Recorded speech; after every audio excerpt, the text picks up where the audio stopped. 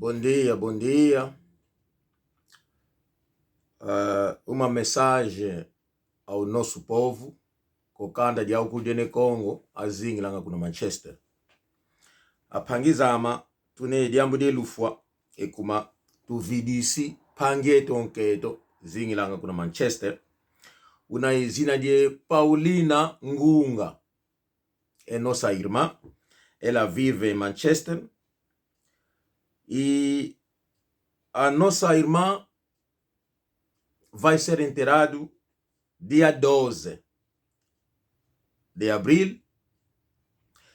E consoante o programa, o enterro será dia 12, às 1h30 da tarde, no Southern Cemetery, Nail Lane Side. Esse aqui é o endereço: 112 Barlow Moor Road, M21 7GL. O endereço onde vou vos mostrar a cara da nossa irmã, para as pessoas pelo menos ver a cara, se vão se lembrar da cara dessa irmã. Está aqui a cara da irmã que vivia em Manchester. Os que conheceram, está aqui a nossa irmã. A irmã Paulina Ngunga, ela vivia em Manchester. Eu só quis apenas vos mostrar a fotografia. Vou repetir: o lugar de encontro, disseram onde estão a sentar, a sala pelo menos, e é no Ukrainian Cultural Center, 31 Smeldy Lane, Cheetham Hill, M88XB. Aquilo é o endereço.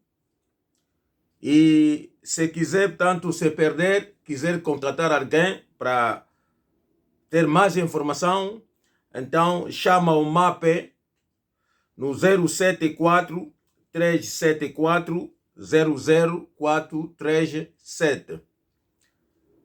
Se perder por acaso, in case you want to get in touch, the number is, you can call the guy called MAPE or the sister, male or female, I'm not too sure. 074 374 00437. And there's another number called Aline, 079 30 111 407. I'll repeat again: 079 30 111 407.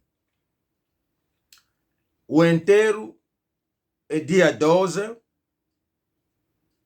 no Southern Cemetery, Nail Lane Side. That's the road. Sorry, that's the place, the location.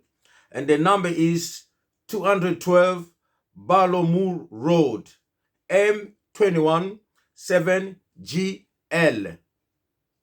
Azali Ndeko na biso ya Mwasi, akufi na Manchester. Kombo na ye Paulina Ngunga, e enterro enterrement dia le 12 na 13h30. Na lingaki bandeko tozala informer ba oyo bazali kuna, bazali bana ya mboka, bandeko s'il vous plaît bozala ensemble na libota oyo, comme ça to salisana to kunda ndeko na biso ya Mwasi. Merci na libota nyonso. Journée malamu. Atelo, ciao ciao.